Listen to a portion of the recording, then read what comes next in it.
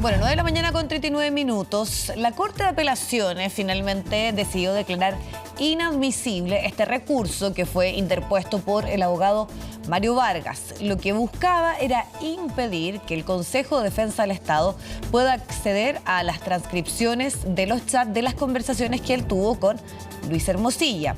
Este último, como sabemos, investigado en el denominado caso Hermosilla, el caso Audios. Vamos a ahondar en el tema. Tenemos contacto hasta ahora con el exfiscal José Antonio Villalobos. ¿Qué tal? ¿Cómo está? Muy buenos días. Gracias por esta comunicación con nosotros. Hola, buenos días. Gusto saludarla.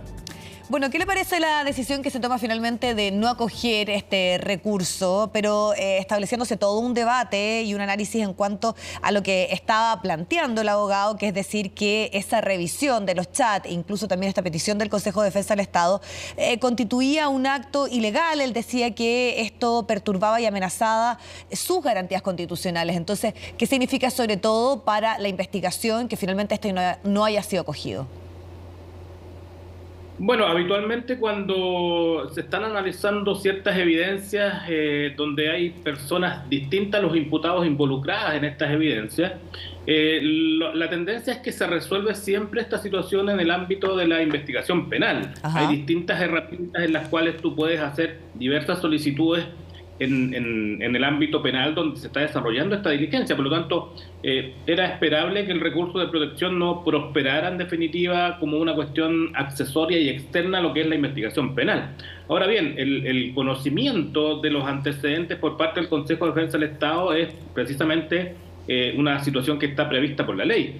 Todos los antecedentes que existan en poder de la Fiscalía son puestos en materia de corrupción en conocimiento del Consejo de Defensa del Estado, que tiene la posibilidad y el derecho de analizarlas en su conjunto para entender si hay o no algún tipo de indicio que configure algún tipo de delito en los cuales ellos pueden ser querellantes. Por lo tanto, ahí se analiza, se ponderan los antecedentes y si estiman que hay mérito suficiente, ellos deducen una querella criminal en contra de una persona en particular por un delito por el cual tienen competencia. Entonces, estamos hoy día en un escenario preliminar, diría yo, donde todas las entidades están analizando estas evidencias. Probablemente no ha llegado esta información al Consejo de Defensa del Estado, por eso se evitaba que se conociera por parte de este organismo, pero la Corte de Apelaciones ha dado luz verde, en definitiva, para que ellos puedan acceder a esta información y, como indiqué, que efectivamente puedan analizarla, ponderarla y dar cuenta si existe algún tipo de ilícito de cualquier persona que esté involucrada en estas comunicaciones y dé cuenta finalmente de ello a través de una querella criminal.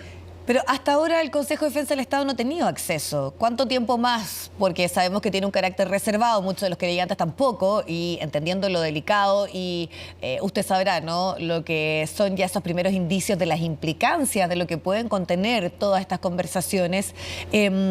Sobre todo se lo pregunto en el rol y lo que ha justificado hasta ahora precisamente a la Fiscalía de no hacer público, o por lo menos de quienes son querellantes o interesados en este caso, que no conozcan de esa revisión que están haciendo de estas más de 700 páginas, ¿no?, de chat y conversaciones del abogado Hermosilla.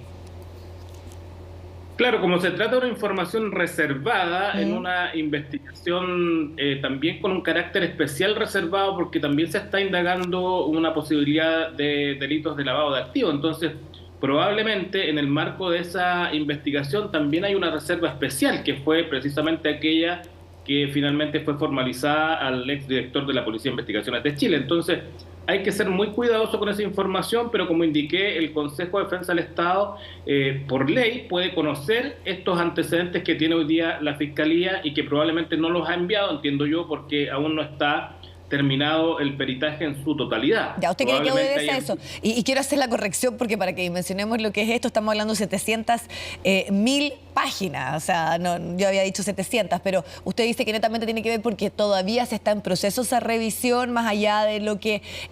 porque yo entiendo que hasta ahora la situación de, obviamente, Sergio Muñoz es diferente porque hubo una comprobación en cuanto a esta filtración que hacía y por eso está en prisión preventiva, pero la ciudadanía muchas veces lo que todavía no se explica en este caso, y ahí se lo pregunto también de inmediato, es qué es lo que ocurre con el principal implicado, ¿no?, que es el caso del abogado Luis Hermosilla. Claro, como indicaba, efectivamente al ser de gran envergadura la evidencia que existe, es muy probable que hoy día la Fiscalía, con la policía que está trabajando en definitiva con esta información, esté todavía analizando la misma, y es muy probable que no se remita tampoco en su totalidad al Consejo de Defensa del Estado, que no le remita las 700.000 páginas, sino que probablemente va a haber algún tipo de resumen donde previo a ello, una vez que la Fiscalía identifique probablemente cuáles son aquellas conversaciones que pueden constituir o configurar o existir algún indicio de configuración de delito, pueda ser suficiente para enviarlo al Consejo de Defensa del Estado. Entonces va a haber probablemente algún tipo de filtro, separación de información que se va a entregar en su minuto al Consejo de Defensa del Estado para que pueda finalmente conocer de esta situación y en consecuencia a partir de ahí poder evaluar una posibilidad de querella en contra de alguna persona en particular. Y respecto del caso de la persona a quien se le incautó este teléfono celular, evidentemente uno podría esperar que la Fiscalía esté desarrollando innumerables diligencias, ¿no? Sin apresurarse para la configuración eventual de algún delito. Entonces están trabajando muy probablemente en el análisis de esta información y obviamente en registros de declaraciones y probablemente haciendo un cruce de información para lograr establecer quizás en tesis si existe algún tipo de delito que hubiese cometido esta persona y en ese entendido, en el fondo, solicitar la audiencia de rigor, que es una audiencia de formalización de cargos donde se va a exponer finalmente cuáles son las hipótesis que tiene la Fiscalía, cuáles son los hechos que está investigando respecto a esta persona y evidentemente solicitar las medidas cautelares que correspondan, dependiendo evidentemente de la imputación que se haga, ¿no? Cuál va a ser efectivamente el delito o los delitos que puedan existir bajo este análisis que se ha hecho en el evento de existencia, por cierto, y en ese entendido entonces solicitar una audiencia de formalización de cargo, pero yo creo que la Fiscalía está trabajando de manera minuciosa en este caso, sí. Más o menos así se demostró en el caso del director de la Policía de Investigaciones de Chile. Trabaja también en forma reservada, que es algo también importante porque la reserva también tiene que ver con el éxito de la investigación. Entonces, cuando tú trabajas de forma reservada, muy probablemente tienes una posibilidad más alta de obtener un éxito en el resultado de la investigación. Esta pregunta se la hago también sobre todo en el rol que usted cumplía como exfiscal. ¿Cuánta presión o libertad también tiene la Fiscalía para esta indagatoria? Porque lo que hemos visto y lo que la ciudadanía también presume es una amplia red de conexiones, sobre todo ya lo vimos con lo que ocurría con la Policía de Investigaciones. Recordemos que toda esta investigación, el caso de Sergio Muñoz, tiene que ver con si hubo una designación directa para que él ocupara ese cargo y el rol que tuvo ahí Luis Hermosilla. Ya sabemos de conversaciones que se han difundido a través de medios con altos cargos en el Poder Judicial. Entonces, cabe la duda y la sospecha de con cuánta libertad, precisamente por todas estas redes que están relacionadas con el abogado Hermosilla, pueden darle la independencia a la Fiscalía y también ahí la respuesta que la ciudadanía espera, sobre todo de las indagatorias y poder avanzar en este caso. Esperemos que tengan toda la independencia que corresponda, ¿no? Y que no existan presiones como existieron en otras oportunidades también, y que finalmente la Fiscalía, a través también del Consejo de Defensa del Estado, que puede colaborar mucho en esta arista, pueda obrar, ¿cierto?, conforme a los antecedentes que va a ir analizando. Hoy día ya sabemos que hay 700.000 páginas con conversaciones, por lo tanto es muy difícil, evidentemente, cercenar algún tipo de información o no darla a conocer o no analizarla o no ponderarla. Por lo tanto, la evidencia está hoy día plasmada en estas 700.000 páginas que tienen que ser analizadas y probablemente tienen que ser conocidas por otros intervinientes en su minuto. Entonces, sí, muy probablemente las conversaciones van a salir en su minuto. Evidentemente, una vez que hay una audiencia de formalización de cargo, esa información ya pasa directamente a los intervinientes y por lo tanto ya es conocida por ellos, incluso antes de la formalización. Se van a conocer muy probablemente esas conversaciones. Algunas, evidentemente, no van a tener algún tipo de configuración de delito, eso hay que decirlo. Pero muy probablemente pueden existir algunas aristas en las cuales, como usted señalaba, se pueda continuar indagando respecto a esta posibilidad de configuración de algún delito. También lo dijo el presidente del Consejo de Defensa del Estado, están abiertos a todas las posibilidades para la configuración de algún delito y en ese evento y en ese entendido interponer las querellas de rigor. Por lo tanto, me parece que hoy día la Fiscalía debiera estar actuando de forma independiente, evidentemente de forma responsable, metódica, analizando toda la información. Una vez que tenga zanjada esta información, muy probablemente la va a enviar al Consejo de Defensa del Estado insisto, no sé si las 770.000 páginas, pero sí algún grado de información importante que pueda dar luces para que ellos puedan también analizar esta información y decidir qué hacer con esta información y deducir la querella de rigor si correspondiere. Y luego de eso tomar decisiones en relación con la existencia de delitos. Si hay delitos y quiénes son los partícipes, evidentemente va a venir algún tipo de formalización de cargo.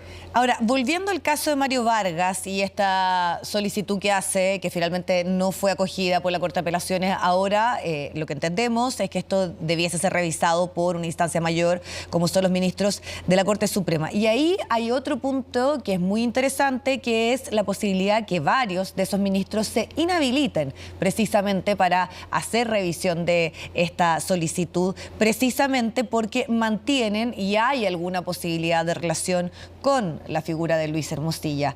¿Qué ocurre? Porque si es que efectivamente muchos de ellos se inhabilitan, claro, es una acción que correspondería y es de toda lógica que eso pase para poder juzgar, pero también habla nuevamente del gran punto que está presente en todo este caso, que tiene que ver con todas las redes y que incluso pueden estar ya, o podamos asumir, hasta el Poder Judicial en su máximo tribunal, ¿no? Con estos jueces que probablemente se puedan inhabilitar para revisar esta solicitud, esta apelación que se va a hacer en el caso de Mario Vargas.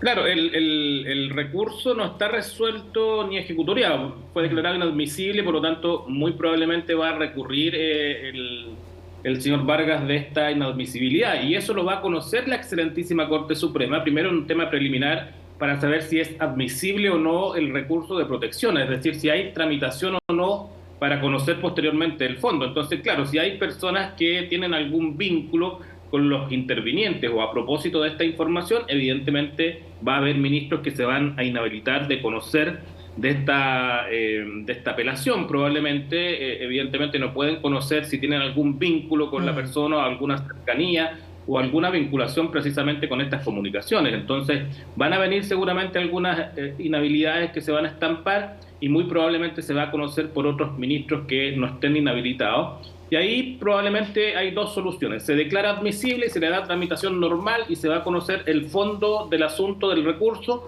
o bien se confirma la inadmisibilidad y por lo tanto queda zanjada absolutamente esta situación. También es un punto, creo yo, que está esperando la Fiscalía para ver si avanza o entrega la información de rigor. Entonces están esperando, yo creo, estas decisiones de la Corte de Apelaciones o la excelentísima Corte Suprema para resolver también la entrega de la información. Bueno, le queremos agradecer, José Antonio Villalobos, exfiscal, también la posibilidad de conversar y de ir tomando apunte y conociendo un poco en profundidad lo que son los avances en esta investigación. Así que muchas gracias por su tiempo y análisis esta mañana. Que esté muy bien. Hasta luego. Muy buenos días.